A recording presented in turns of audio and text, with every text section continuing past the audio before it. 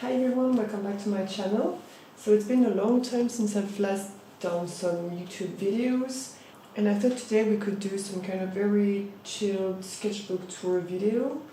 So this is a sketchbook that I finished more than a month ago, I think. Those were some stickers design that I had created in the last couple of months. And this sketchbook I started in June last year, 2023, and I finished it end of March this year. And I've already shown the first part of this sketchbook during one of my videos at the beginning of the year, so I will link it in the description if you're interested in seeing that. But I think I will still do a flip through, and I will talk a little bit about why I've been away from YouTube for so long and what I've been doing in the last couple of weeks, months or so. So yeah, basically I've been doing a lot of traveling during the last weeks, and I've been going to France quite a lot to see my family. There were lots of family events, so it was super nice to be able to go and see them. But before leaving, I was kind of stressed out because I thought I really needed to film as many YouTube videos as I could before leaving, and then editing them while I was away. And actually that really does not work for me. I'm still trying to find the right workflow for my YouTube channel, but whenever I film a lot and then think about I will be editing them as I go during the weeks where I'm less available for filming, it actually, I don't know, it kind of blocked me, and I end up not editing the videos, and then I enter this spiral of feeling guilty that I'm not editing, that I'm not filming as much, and that I'm not posting any videos.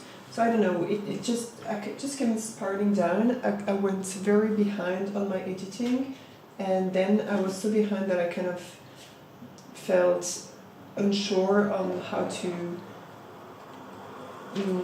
move forward with these videos. I had so many videos on my stick and so many editing to do, and I ended up doing nothing, and I'm just starting fresh because actually I've already done I've already filmed this sketchbook tour before leaving, and I don't know, I just couldn't edit it, and I was feeling very unsure on how to go with it, so I decided it would be better just to do it again and take it slow and start fresh. So yeah, it's still work in progress on how to manage all of this, and how to manage my YouTube channel and what I want to do with my YouTube channel. So every time I'm saying, yeah, now I know how to go on with my YouTube, but actually it's always work in progress, and I'm always working on that. And also I really wanted to do a plein air video, and I've tried a few times and I just struggled so much. It was very frustrating. I will just insert some clips of what I've been able to film so far, and it's very frustrating. So yeah, that's also something that just took me out of my momentum also of the process. So it's still work in progress. I really hope this summer I'll be able to do something like that, like filming plein air. But I have to see, and I think I have to take it slow because filming, editing, it's all very new skills for me. So I have to build my skills slowly, and I'm trying to be okay with that now. But during these few weeks away from YouTube, I've still continued to paint quite a lot, and I've still continued to do stuff. So it's not like I've been completely away from art. I've just been putting less pressure on myself on filming and editing and all this stuff. And this brings us to the end of 2023 on this sketchbook, and the first part I did when I was doing kind of a retrospective of my watercolor in 2023, and now we'll be entering the new part of the sketchbook. So this one is a landscape. These two are two landscapes, obviously. This one I was playing with the lights and how to do very moody clouds and how to convey this like stormy vibe. And actually we'll be doing, this is also a project that I hope to be able to manage before the summer, but we'll see.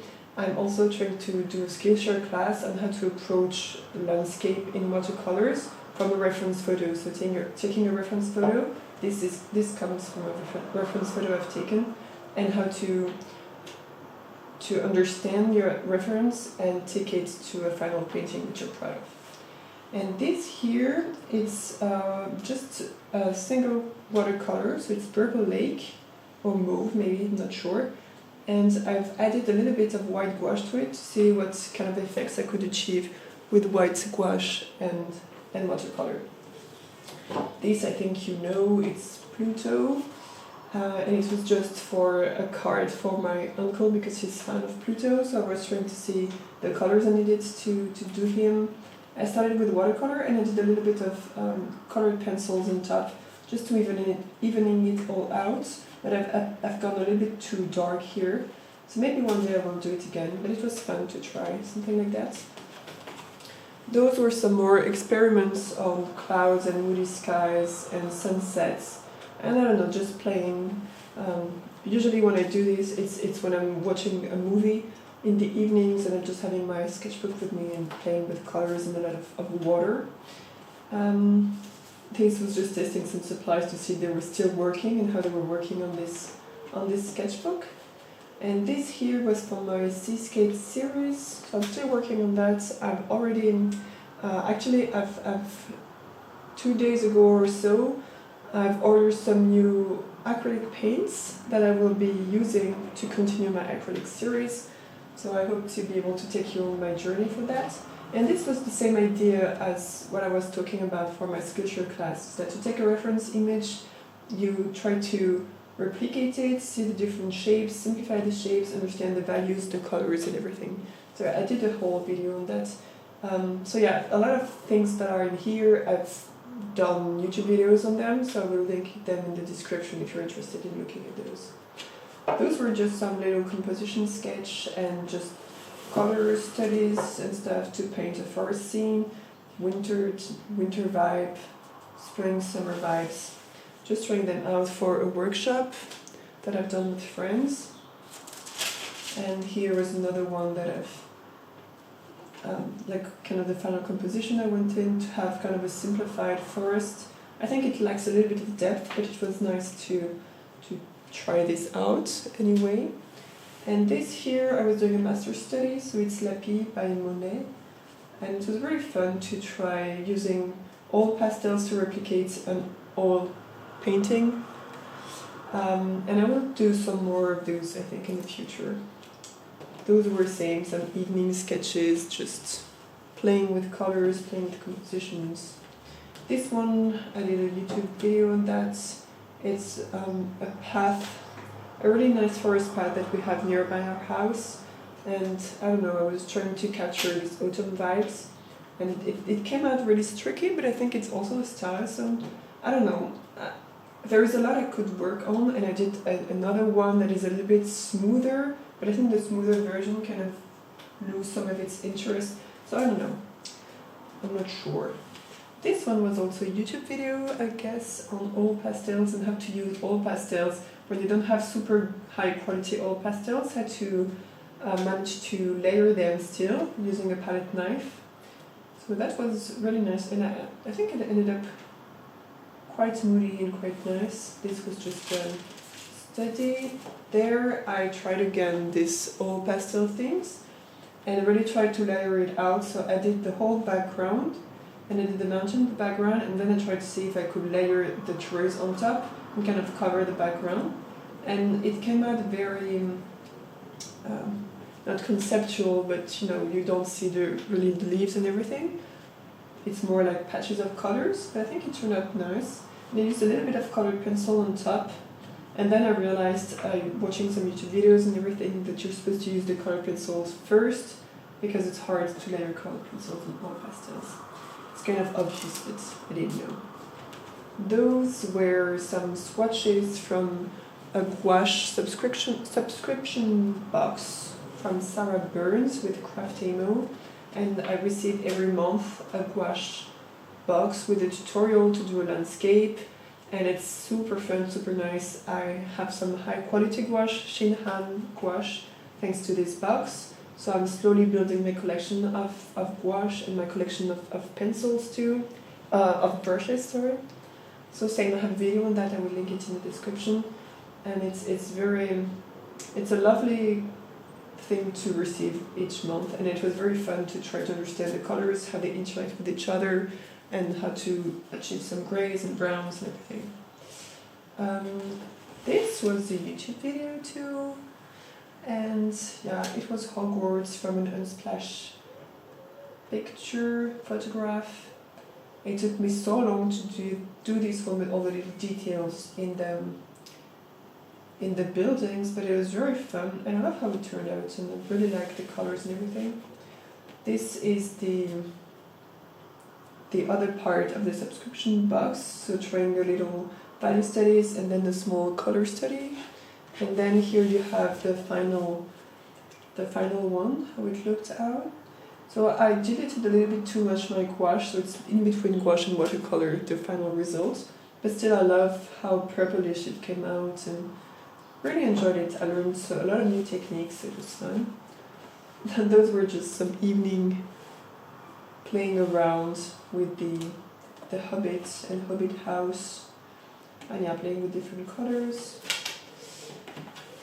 Those were just also playing out with white watercolor and how you can use white watercolor and what type of effects you can achieve with white watercolor. And this, I was trying again the tutorial from the gouache, but this time I tried it with acrylics, and as you can see it's much more vibrant, and it was super interesting to apply some of the techniques I've learned, some of the understanding of the landscape that I've learned from the gouache to another medium, in this case acrylics. I really loved it, and I think it also helped me with my acrylics. Those were just random things. This comes from the landscape art challenge on Instagram. I'm doing a lot of those these days, so if you follow me on Instagram you will see that I'm posting quite a lot related to this landscape art challenge. I find it really nice to just push yourself to try different types of landscapes. Those were some composition studies. It was part of my 100-day challenge too. And yeah, just trying to get a composition for a seascape that I've done, and maybe I will insert some clips of the watercolor that came out of that. Let's see. This is a YouTube video too, so it's like a seascape. It's from my seascape series, and it's just trying out some small color studies and a bigger color study for a piece. So I will link the video in the description, and I've done this one on a canvas board afterwards. Those were just playing with some fun color combination and see how they interacted. It's a very wet on wet technique just to try, I don't know, having fun with different colors. I really like this mix here. I think it turns out great for rocks. This is the second gouache subscription box, so we got 3 new colors here, and yeah, I've just played a little bit with mixing them, and I love doing these little serpentine things where I do some, it bled out a little bit here. Anyway, when I start with a color and then add another color, and then when I change direction it means that I add something else into the mix, and when I change it means that I add something different again, so it's really fun to keep track of what's happening. Those were some more tests, and I think I did a YouTube video on that, adding white watercolor to my watercolor, and I tried this landscape then. Didn't turn out as well as I wanted, but it's really fun to see how the white interacted with the watercolor and get an understanding on how you can use white watercolor. Those were some evening studies, and I really like how they came out. So it was with a dip pen, this one, and from some China ink, black ink, and then I did some washes of watercolors on top, and it's just a lot of different seascapes, and just, you know, trying to learn a little bit how to capture seascapes in a very loose way, and I really enjoyed how it came out. So this is the planning for, you know, the composition study that I'd done here, and this is how it came out when I was trying to work more on the colors, and now I've done this one as a big watercolor piece, and I want to do it also with acrylics, so those are the next steps. This was the second box of Sarah Burns' subscription, gouache subscription. So we were learning to work with grains and how to achieve different press effects. And it was so fun. I was not so convinced at first by this box, but it ended up being a really fun one, and I've learned tons on how to create these really soft effects and how to approach the colors also for this type of fills. So really nice. And this brings me to the last page of this sketchbook. And I was actually planning, I filmed the whole process for making this last piece, and I was planning to make a video on that before the video showing the whole sketchbook tour, but I would just insert some clips of this in this sketchbook tour because I didn't feel like creating 2 videos, and I want to bring to have the momentum back for my YouTube channel. So yeah, just going with this sketchbook tour. So this is the end of this sketchbook. I've already started a new one, and I have another one that is almost completed now. So yeah, I want to start fresh with my YouTube channel, and I really hope I will be able to keep the momentum a bit more this next coming months. And I don't know exactly how we'll tackle summer, because summer is always a little bit difficult, but please bear with me, and I will try to continue to improve my content and show some new art adventures. So see you then, and have a really nice week. Bye!